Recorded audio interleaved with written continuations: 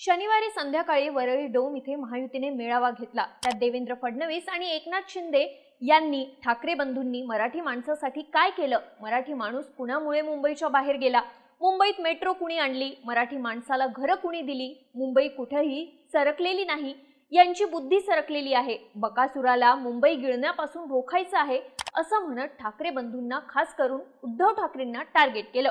मुंबईत महापौर महायुतीचाच होणार आणि तो हिंदू आणि मराठीच होणार असं म्हणत ठाकरेंना कॉर्नर करायचा प्रयत्न केला।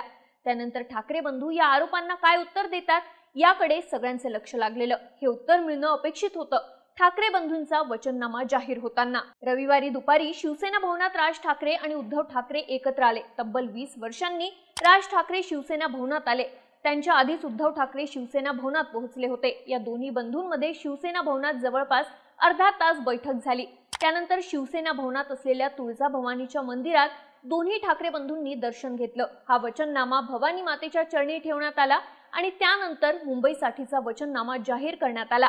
यात ठाकरे बंधूंनी घरकाम करणाऱ्या महिलांना दर महिना 1500 रुपये, 5 वर्षात परवडणारी 1 लाख घरं या महत्त्वाच्या घोषणा केल्या। पण या वचननाम्यात नेमकं आहे काय, ठाकरे बंधूंनी कोणती आश्वासनं दिली आहेत, पाहूयात या व्हिडिओमधून। नमस्कार, मी दिव्या आणि तुम्ही पाहताय बोलभिडू। मुंबईकरांसाठी शिवशक्तीचा वचननामा अशा टॅगलाईनने ठाकरे बंधू आणि राष्ट्रवादी काँग्रेस शरद पवार गटाने आपला वचननामा प्रसिद्ध केला, ज्याला नाव देण्यात आलं होतं आमचं स्वप्न आमचा शब्द।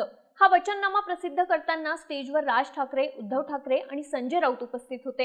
यावेळी बोलताना संजय राऊत यांनी राज ठाकरे यांचं 20 वर्षांनी शिवसेना भवनात आगमन झालंय, हे आकर्षक आणि सुंदर चित्र आहे, महाराष्ट्रालाच बरं वाटतंय। राज ठाकरे आणि उद्धव ठाकरे एकत्र येणं म्हणजे हिंदू अनडिवाइडेड फॅमिलीचं उदाहरण आहे। आज अधिकृतपणे वचननामा प्रकाशित होईल असं सांगितलं। त्यानंतर ठाकरे बंधूंच्या हस्ते वचननामा प्रकाशित झाला, ज्यावर दोन्ही ठाकरे बंधू आणि बाळासाहेब ठाकरेंचा एकत्र फोटो होता। या वचननाम्यात नेमकं काय आहे तर मुंबईचं मुंबईपण अधोरेखित करण्यासाठी एस्थेटिक सेन्स पाळला जाईल आणि मुंबईचं कॅरेक्टर जपलं जाईल। मुंबई महापालिकेतर्फे भारतरत्न डॉक्टर बाबासाहेब आंबेडकर यांच्या नावाने देशातील सर्वात मोठं ग्रंथालय उभारलं जाईल। छत्रपती शिवाजी महाराज पार्क येथील संयुक्त महाराष्ट्र स्मृती दालनाचे नूतनीकरण करणार। देशाच्या स्वातंत्र्य लढ्यात मुंबई आणि महाराष्ट्राचे योगदान अधोरेखित करणारे स्वातंत्र्य समर स्मृती दालन उभारणार। अत्याधुनिक मुंबई म्युझियम उभारणार। बाळासाहेबांच्या नावाने मुंबईत एक कला महाविद्यालय सुरू केले जाईल।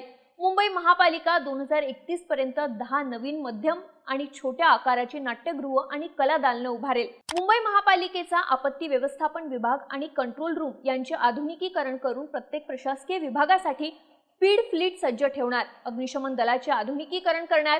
1.5 कोटी लोकसंख्येच्या मुंबईतील रुग्णांचा भार समर्थपणे पेलण्यासाठी आणि आरोग्य सेवांचा विस्तार करण्यासाठी मुंबईत आणखी 5 वैद्यकीय महाविद्यालय सुरू करणार। पालिका रुग्णालयातील ओपीडी क्षमता दुप्पट करणार। रुग्णांना जेनरिक औषधे मोफत उपलब्ध करून देणार। ज्येष्ठ नागरिकांसाठी 2447 हेल्थ केअर कंट्रोल रूम आणि आरोग्य सेवा आपल्या दारी या सेवा सुरू करणार। महापालिका स्वतःच्या मालकीची रुग्णवाहिका आणि शववाहिनी सेवा सुरू करणार। मुंबई महापालिकेचं स्वतःचं सुपर स्पेशालिटी कॅन्सर रुग्णालय असेल। Rapid bike medical assistant ambulance सेवा मुंबईत असेल। मानखुर्द डम्पिंग ग्राउंड येथील बायो मायनिंगची प्रक्रिया पूर्ण झाल्यावर तिथे आंतरराष्ट्रीय दर्जाचं उद्यान उभारणार। कचरा कर मुंबईकरांवर लादला जाणार नाही। 10 वर्षात कांजूरमार्ग कचराभूमी बंद करून महापालिकेच्या 24 प्रभागात स्थानिक पातळीवरच कचऱ्यावर प्रक्रिया करणारी केंद्र उभारली जातील। कन्स्ट्रक्शन डिमॉलिशन डेप्रिसवर महापालिकेकडून प्रोसेसिंग करणार। मुंबईत उत्तम दर्जाचे रस्ते बनवले जातील। कंत्राटदाराकडून रस्त्याची 15 वर्षांची हमी घेतली जाईल आणि रस्त्यावर कंत्राटदाराच्या चुकीमुळे खड्डे पडल्यास त्याच्याकडून जबर दंड वसूल केला जाईल। मुंबईतील अनेक रस्ते MMRDA, MSRDC, सार्वजनिक बांधकाम विभाग, रेल्वे पोर्ट यांच्या अखत्यारीत येतात। यापुढे सर्व रस्ते हे मुंबई महापालिकेच्या अखत्यारीत आणले जातील। सर्व संबंधित यंत्रणांच्या परवानग्या आल्याशिवाय रस्त्यांचं कुठलंही काम सुरू करू दिलं जाणार नाही। समुद्राचे पाणी गोड्या पाण्यात रूपांतरित करणारा डिसॅलिनेशन प्रकल्प राबवून मुंबईकरांना सध्याच्या दरानेच मुबलक पिण्याचे पाणी उपलब्ध करून देणार। सांडपाण्यावर प्रक्रिया करणारे मलनिसारण प्रकल्प वेळेत पूर्ण करणार। हे पाणी अन्य कामांसाठी वापरणार। नाले सफाईची कामं ही वर्षाची 12 महिने केली जातील आणि पुढील 5 वर्षात नाल्यांवर संरक्षण जाळी बसवली जाईल। मुंबईत प्रत्येकाला पाणी हक्क देणार।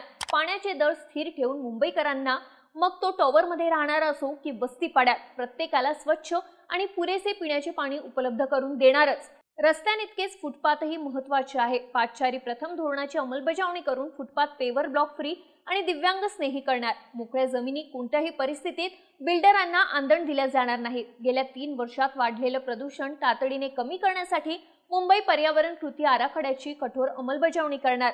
अनियंत्रित विकासामुळे संजय गांधी राष्ट्रीय उद्यान, आरे जंगल तसंच मुंबईतील कांदळवन आणि वृक्षसंपदा उद्ध्वस्त होऊ देणार नाही. बेस्टची तिकीट दरवाढ कमी करून 5, 10, 15, 20 रुपये फ्लॅट रेट ठेवणार. बेस्टच्या ताफ्यात 10,000 इलेक्ट्रिक बस तसंच 200 डबल डेकर इलेक्ट्रिक बसचा समावेश करणार. जुने मार्ग पुन्हा सुरू करणार. महिला आणि विद्यार्थ्यांसाठी विशेष बेस्ट बसमध्ये मोफत प्रवास. 100 युनिटपर्यंत वीज मोफत. घरगुती वीज वापर करणाऱ्या बेस्ट विद्युतच्या ग्राहकांना 100 युनिटपर्यंत वीज मोफत देणार. उपनगरात मोगरा तसेच माहुल येथे पंपिंग स्टेशन उभारण्यासाठी येथील जमिनींशी संबंधित कायदेशीर परवानगी केंद्राकडून येणं प्रलंबित आहे. ही परवानगी मिळवून लवकरात लवकर ही 2 पंपिंग स्टेशन उभारणार. प्रभावी पूर नियंत्रण व्यवस्था उभारण्यासाठी मुंबईत ठिकठिकाणी स्टॉर्म वॉटर होल्डिंग टॅक्स बांधणार. मिठी, ओशिवरा, पोयसरस, दहिसर या 4 नद्या आणि माहुल खाडी यांची शास्त्रीय पद्धतीने स्वच्छता करून पर्जन्य जल व्यवस्थापन अधिक सक्षम करणार. प्रत्येक वॉर्डात मिनी स्पोर्ट्स कॉम्प्लेक्स उभारणार. जुन्या व्यायामशाळांच्या दुरुस्तीसाठी सहकार्य करणार. मुंबईत आयोजित म्युझिक कॉन्सर्ट आणि IPL सामन्यांसाठी खास मुंबईकर स्टँडमध्ये 1% असणे 18 ते 21 वयोगटातील युवा मुंबईकरांसाठी लॉटरीद्वारा मोफत देणार. मुंबईचं डिजिटल मॅपिंग करून डिजिटल द्वीन उभारून मुंबईत महापालिकेचं प्रशासन अधिक सुलभ सोपं करणार. कोळीवाड्यांच्या आणि आदिवासी पाड्यांच्या क्लस्टर विकासाचे गृहनिर्माण धोरण तसंच झोपडपट्टी म्हणून केलेले त्यांचे वर्गीकरण आम्हाला अमान्य आहे आणि म्हणूनच ते रद्द करण्यासाठी आम्ही वचनबद्ध आहोत. कोळीवाडा, आदिवासी पाडे या भूमिपुत्र समाजांसाठी समुदाय आधारित स्वयंविकास धोरण सुनिश्चित केले जातील. मासेमारी करणाऱ्या कोळी गावांचा तसंच मच्छीमार समाजाच्या सामायिक मालमत्ता सुविधांचा महाराष्ट्राच्या किनारी क्षेत्र व्यवस्थापन आराखड्यात समावेश करून त्यांचे पर्यावरणीय हक्क निश्चित केले जातील. महसूल विभाग, मत्स्य व्यवसाय विभाग, BMC DP विभाग, समुदाय प्रतिनिधी यांच्या संयुक्त सीमांकन सर्वेक्षणानुसार कोळीवाडे आणि गावठाणांची अचूक आणि संपूर्ण सीमारेषा जाहीर करून जमिनीचे हक्क दिले जातील आणि ओडिशामध्ये काही वर्षांपूर्वी जसं हस्तांतरण करण्यात आलं तसं येथेही करण्याचा प्रयत्न केला जाईल. योग्य आणि शाश्वत विकास आराखडा धोरणात्मक उपायांद्वारे कोळी समाजाला विकास हक्क देण्यात येतील, जेणेकरून त्यांना मच्छी वाळवण्याच्या मोकळ्या जागा, जाळे विणण्याची ठिकाणे, बर्फ कारखाने जपता येतील. तसंच हळूहळू विस्तार, उन्नतीकरण, पायाभूत सुविधा, कम्युनिटी लँड रिझर्व्ह, वारसा संवर्धन आदींच्या माध्यमातून स्वयंविकसित घरे बांधता येतील. कोळीवाडा आणि आदिवासी पाड्यातील बांधवांच्या उपजीविकेचे हक्क सुरक्षित केले जातील. विशेषतः मच्छीमार महिलांच्या हक्कांचे संरक्षण आणि उपजीविकेच्या सन्मानासाठी बाजारपेठा आणि स्वच्छता, पायाभूत सुविधांचं शाश्वत उन्नतीकरण, योग्य परवाने उपलब्ध करून देणं इत्यादी उपाय केले जातील. गावठाण कोळीवाड्यातील बांधकामं नियमित केली जातील. मुंबईचं आंतरराष्ट्रीय महत्त्व आणि वाढत्या लोकसंख्येसाठीच्या विकासात्मक गरजा ओळखून ब्लेम गेमचं राजकारण कायमचं संपवण्यासाठी मुंबई महापालिकेलाच मुंबईच्या शहर नियोजनाचे अंतिम सर्वाधिकार असायला हवेत. यासाठी भारतीय संविधानानुसार अनिवार्य असलेल्या 1 सिटी 1 रिस्पॉन्सिबिलिटी 1 अकाउंटेबिलिटी धोरणाचा राज्य सरकार तसंच केंद्र सरकारकडे आग्रही पाठपुरावा करणार.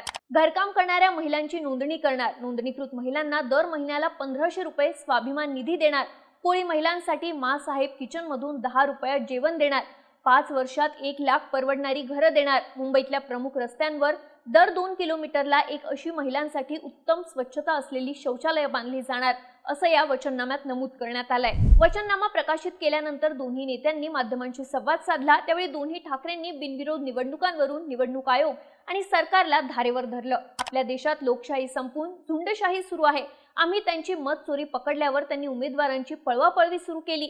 असे निगरगट्ट राजकारणी महाराष्ट्राला मिळाले नव्हते. कल्याण डोंबिवली, ठाण्यात दमदाटी करून बिनविरोध उमेदवार निवडून आणले. राहुल नार्वेकर यांनी सभागृहाच्या बाहेर अधिकारांचा दुरुपयोग करून सामान्य नागरिकांवर दमदाटी केली. त्यांच्यावर कारवाई करण्यात यावी, त्यांना निलंबित करण्यात यावं, त्यांच्यावर गुन्हा दाखल केला पाहिजे.